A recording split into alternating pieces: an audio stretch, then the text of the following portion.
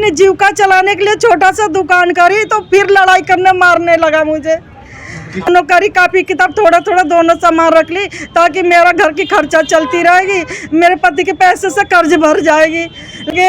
और लेडीज आने लगी, फिर लड़ाई झगड़ा करने लगा, मारपीट करने लगा मेरे से। करो तुझे भगा देंगे, बाहर के रहती हुई मेरे घर के सामने मकान खरीदी, आज तकले तो किराए पर रही, आज मकान वाली बन गई है।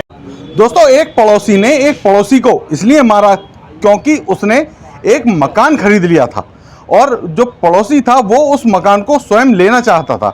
अब जो दूसरा पड़ोसी था उसने अपना मकान किसी और को बेच दिया, इसलिए पड़ोसी को ईंटों से और डंडों से पीटा गया। क्या है पूरा मामला, हम बात करते हैं उन्हीं पड़ोसी से।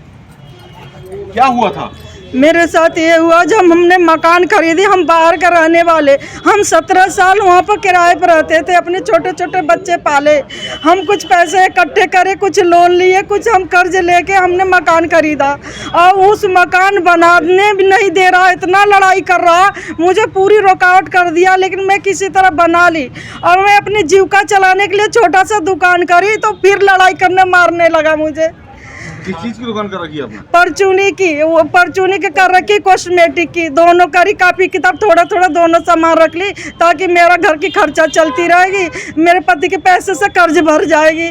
लेकिन मेरे वो पड़ोसी जब देखा मेरा मकान के पास बच्चे आने लगे और लेडीज आने लगी, फिर लड़ाई झगड़ा करने लगा, मारपीट करने लगा मेरे से। करो तुझे भगा देंगे, बाहर के रहती हुई मेरे घर के सामने मकान खरीदी, आज तकले तो किराए पर रही, आज मकान वाली बन गई है। अच्छा, आपके बेटे को किस चीज से मारा है? ईंट से मारा, सड़क बने ईंट छत पर से चला के मारा, आधा ईंट था, टैल के ईंट चला के मारे, रोड पर बनाने वाली ईंट था टैल, उससे आधा चला के मारा मेरे बच्चों के। और मैं पकड़ी, हम कहे भैया चल, हमारा भैया बेहोश होगा, हमें कोई उठाना, ऐसे फड़कने लगा आँख पर। जब पड़ोसी दौड़ के आए कि मर गया तो ईंट चला रहा तो सब अपनी बचाव करा कि ईंट बंद करा, जब इसे बचाऊं। 2 बच्चे आए और ऊपर चढ़ने लगे कि उसके बचाव करने के लिए, तब वो क्या करा, जब पड़ोसी हमें बचाए हम बेहोश हो गए थे, हमारे बच्चों के अस्पताल ले गए, हम लोग के पास कुछ भी नहीं थे। तब तक वो छत कूद के, आप ये बताइए अगर पी के गाली देता तो छत पर से कूद के दूसरे के छत पर 2 मंजिल मकान से कूद के और भाग के अपना बचाव कैसे कर लेगा? वो पूरा होश हवास में मारा उन्होंने, अब खूब गाली दिया मुझे। अच्छा भैया, किस किस चीज से आप पे हमला करा?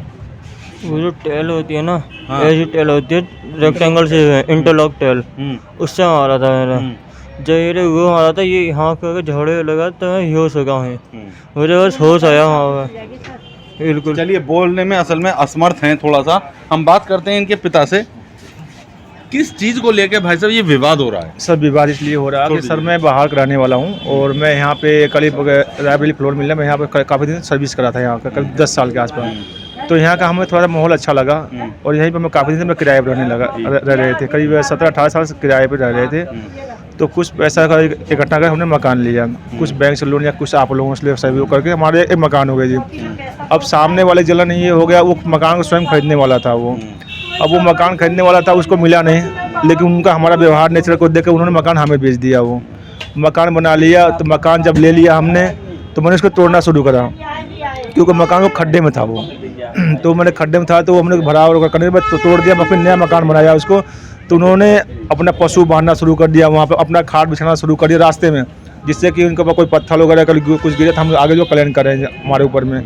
तो हम फिर भी बचते रहे, फिर हमारा किसी मकान बन गया जी। मकान बनने के बाद फिर ये कोई ना कोई विरोध लेकर के गालियाँ गुप्ता निकालते रहे, फिर मैं अपना गेट बंद करके अंदर तो तुम जाओ, तुम गाली देते रहो, कोई बात नहीं। और हमेशा डेली का काम है पड़ोसियों को गाली।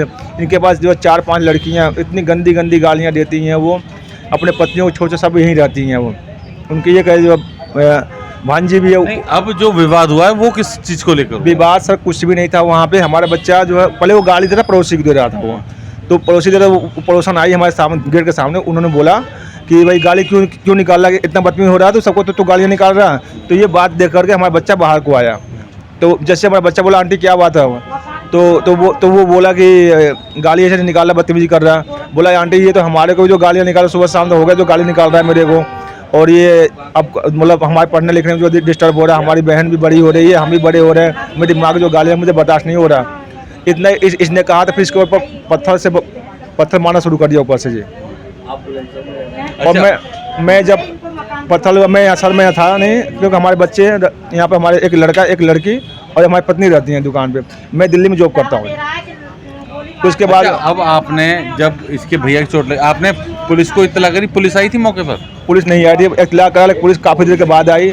आने के बाद क्या उन्होंने दे गई, वो बोले कि ऐसा है कि ये नंबर रख लो अपने पास में, जब ये दिखेगा तो मेरे पास जो है फ़ोन कर देना। वो आया नहीं, अब तक फरार है वो अभी तक फरार। अच्छा, आज आप यहाँ एसएसपी ऑफिस आए तो अधिकारियों से मुलाकात हो गई आपकी? अभी सर नहीं, अभी अधिकारी से ये एसएसपी महोदय से मिलने आए हैं और देखते हैं इसमें पुलिस द्वारा क्या कार्रवाई की जाती है।